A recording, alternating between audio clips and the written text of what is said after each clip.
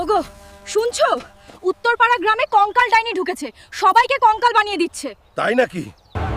ওই কঙ্কাল ডাইনি, তোর বাবা আসতেছে, অপেক্ষা কর। ওই নাজিম কাকা, এসব কি হলো? ওরে আবুল, তুই সবাইকে রক্ষা কর। তোমরা চিন্তা করো না, আমি তোমাদের সুস্থ করবই। যে করে হোক গ্রামের মানুষকে সুস্থ করতে হবে। আগে তান্ত্রিকের কাছে যাই। ওই তান্ত্রিক, কোথায় তুই? ওই মানব, ভদ্রভাবে কথা বলো।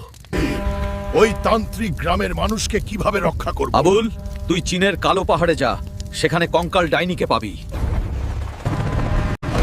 ওই কঙ্কাল ডাইনি, রেডি থাক, তোকে চিনি ছাড়া রং চা খাওয়াবো।